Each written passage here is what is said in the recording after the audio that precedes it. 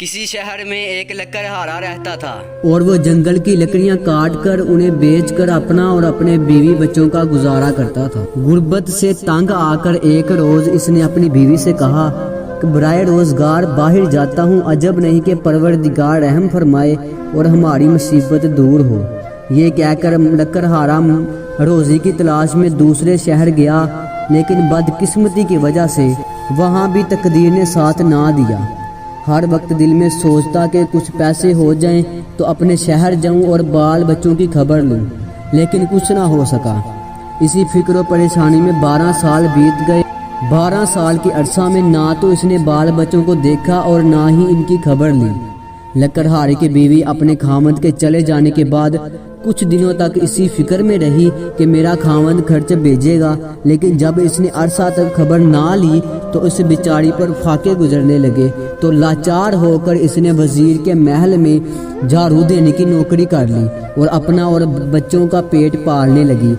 ایک دن لکڑہارے کی بیوی نے خواب دیکھا کہ میں وزیر کے محل میں جھاڑو دے رہی ہوں۔ اچانک مولا کائنات مولا امام جعفر صادق علیہ السلام اپنے اصحاب کے ساتھ صحن خانہ وزیر میں تشریف لائے ہیں۔ اپنے اصحاب کی طرف متوجہ ہو کر فرمایا کہ آج کیا تاریخ ہے اور کون سا مہینہ ہے؟ اصحاب نے عرض کیا یا مولا آج 22 رجب المرجب کی شب ہے۔ تب حضرت امام جعفر صادق علیہ السلام نے ارشاد فرمایا کہ کوئی شخص کیسی ہی مشکل میں مبتلا ہو، کسی ایسی سخت حاجت نے پریشان کر رکھا ہو، تو 1.25 سیر میدا کی پوڑیاں پکا کر کنڈوں میں رکھ کر ہمارے نام کی نظر 22 رجب المرجب وقت صبح نماز کے بعد ہماری نظر دلوا کر حق سبحانہ تعالیٰ کی بارگاہ میں پیش کرے اور ہمارے واسطے سے حاجت طلب کرے۔ خواب میں لکڑہارے نے حضرت کا یہ کلام سنا، اسی وقت بصدقے دل نظر کرنے کی نیت کی اور 22 رجب المرجب کو وقت صبح نماز سے فارغ ہو کر اس نظر کو حکم جناب امام جعفر صادق علیہ السلام کے پورا کیا۔ اب ذرا لکڑہارے کے شوہر کا حال سنیے۔ یہاں تو 22 رجب المرجب کو بوقت صبح یہ لکڑہاری نظر امام علیہ السلام دلا رہی تھی اور وہاں لکڑہارا درخت پر چڑھا ہوا لکڑیاں کاٹ رہا تھا کہ اس کے ہاتھ سے کلہاڑی چھوٹ کر زمین پر گری۔ اس نے جو کلہاڑی کو نکالا تو دفینے کا شبہ ہوا۔ اس نے زمین کو کھودا تو معلوم ہوا کہ شاہی خزانہ دفن ہے۔ اس نے اس وقت تو اس کو پوشیدہ ہی رکھا، پھر تھوڑا تھوڑا لاتا رہا۔ سامان سفر تیار کرنے لگا اور سارے خزانے کو نکال کر بڑے کروفر سے عازم وطن ہوا۔ اپنے رہنے کے لیے عالی شان مکان بنوایا اور اپنے بیوی بچوں کے ساتھ آرام سے زندگی بسر کرنے لگا۔ ایک روز لکڑہارے نے اپنے خاوند سے بیان کیا کہ جب اس نے مہینہ کی تاریخ اور وقت بتایا تو وہی وقت اور وہی دن تھا جب لکڑہارے کو خزانہ ملا تھا۔ لکڑہارا بھی صدقے دل سے ایمان لے آیا۔ ایک روز وزیر اعظم کی بیوی بالا خانہ پر کھڑی ہوا لے رہی تھی۔ اس وقت ایک عالی شان اس کو مکان نظر آیا۔ اس نے اپنی کنیزوں سے دریافت کیا کہ یہ کس کا مکان ہے؟ کنیزوں نے بتایا اس لکڑہارے کا مکان ہے جس کی بیوی یہاں پر جھاڑو دیا کرتی تھی۔ یہ سن کر وزیر اعظم کی بیوی نے لکڑہارے کی بیوی کو بلایا اور حالات دریافت کیے۔ اس نے تمام حالات بیان کیے، لیکن وزیر اعظم کی بیگم کو یقین نہ آیا، بلکہ دل میں یہ خیال آیا اس کے خاوند نے کوئی چوری کی ہے جس کی بدولت مالدار ہوا ہے۔ وزیر کی بیگم کا یہ خیال دل میں لانا تھا کہ اسی وقت وزیر اعظم پر مصیبت آئی کہ وزراء میں ایک وزیر اس کا دشمن تھا۔ اس نے موقع پا کر بادشاہ سے وزیر اعظم کی چغلی کی کہ اس نے گبن کیا ہے، حضور علی جناب اسے طلب فرمائیں۔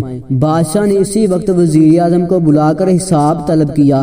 وزیر اعظم صحیح حساب نہ دے سکا، چنانچہ بادشاہ غضبناک ہو گیا۔ وزیر اعظم کا سارا مال و اسباب ضبط کر کے اس کو اور اس کی بیوی کو نکال باہر کیا۔ وہ دونوں بھوکے پیاسے چلے جا رہے تھے کہ تربوز کا کھیت نظر آیا۔ وزیر اعظم نے اپنی بیگم سے 2 درہم لے کر جو اتفاق سے اس کے پاس رہ گئے تھے اس کا تربوز خرید کر رومال میں باندھ لیا اور کہا کسی جگہ اطمینان سے بیٹھ کر کھائیں گے۔ اتفاق سے جس دن وزیر اعظم پر عذاب آیا تھا اسی دن شہزادہ بھی شکار کو گیا اور رات کو واپس نہ آیا تو بادشاہ نے پریشان ہو کر وزیروں سے مشورہ کیا کہ ساری رات گزر گئی اور ابھی تک شہزادہ واپس نہیں آیا۔ بادشاہ نے عرض کیا مجھے تو ایسا معلوم ہوتا ہے کہ وزیر اعظم نے بوجہ دشمنی موقع پا کر شہزادے کو قتل کر دیا ہے۔ یہ سن کر بادشاہ نے وزیر اعظم کی گرفتاری کا حکم دیا اور سپاہی گئے اور وزیر اعظم اور اس کی بیوی کو پکڑ لائے۔ اس وقت تک وزیر اعظم نے تربوز نہ کھائے تھے بلکہ اسی طرح رومال بندھا ہوا تھا، اسی حالت میں گرفتار ہو گیا۔ بادشاہ نے دیکھا کہ رومال میں سے خون چھلک رہا ہے اور رومال کھول کر دیکھا گیا تو اس میں شہزادے کا سر نظر آیا۔ بادشاہ اپنے بیٹے کا سر دیکھ کر رونے لگا اور حکم دیا کہ رات بھر وزیر کو قید میں رکھو، صبح کو اسے قتل کر دینا۔ وزیر اعظم اور اس کی بیوی جیل بھیج دیے گئے۔ وزیر اعظم نے اپنی بیوی سے دریافت کیا کہ یہ بات ابھی تک معلوم نہ ہو سکی، ہم پر ناگہانی مصیبت کیسے آ گئی، کون سا گناہ ہم سے ایسا سرزد ہوا جس کی سزا بھگت رہے ہیں۔ اس پر وزیر اعظم کی بیگم نے لکڑہارے کا قصہ بیان کیا اور کہا مجھے اس نظر کا اور حکم امام جعفر صادق علیہ السلام کا یقین نہ آیا۔ وزیر اعظم نے اپنی بیوی سے کہا اس سے بڑھ کر اور کیا خطا ہوگی، تو نے امام جعفر صادق کے حکم کو جھٹلایا، توبہ کر، امام کا فرمان درست ہے۔ الغرض دونوں رات بڑی گریہ وزاری کے ساتھ اپنے گناہوں کی معافی مانگتے رہے، صدقے دل سے اس نیاز کی نیت بھی کی۔ خداوند عالم نے ان کی توبہ قبول کر لی اور صبح شہزادے نے شکار سے واپس آ کر بادشاہ کی قدم پوشی کی۔ بادشاہ نے شہزادے سے دریافت کیا اے نور چشم تم اتنے عرصہ تک کہاں رہے؟ عرض کیا حضور شکار نہ ملنے کی وجہ سے میں نے باغ میں قیام کیا تھا۔ بادشاہ نے شہزادے کو محل کے اندر جانے کی اجازت دی اور وزیر اعظم اور اس کی بیوی کو طلب کیا اور اس رومال کو بھی دریافت کیا جس میں بجائے تربوز کے شہزادے کا سر نظر آیا تھا۔ اس رومال کو خود کھولا اور دیکھا کہ تربوز ہے۔ بادشاہ سخت حیران ہوا اور وزیر اعظم سے دریافت کیا کہ کیا معاملہ ہے۔ وزیر اعظم نے جو قصہ اپنی بیوی سے سنا تھا وہ بادشاہ سے بیان کر دیا۔ یہ سن کر لکڑہارا اور لکڑہاری کو طلب کیا گیا اور ان سے حالات دریافت کیے۔ انہوں نے تمام واقعہ بیان کر دیا جس کو سن کر بادشاہ بھی بصدقے دل ایمان لے آیا۔ وزیر اعظم کو پھر اپنے عہدہ پر فائز کر دیا گیا اور چغل خور وزیر کو سزا دے کر نکال دیا گیا۔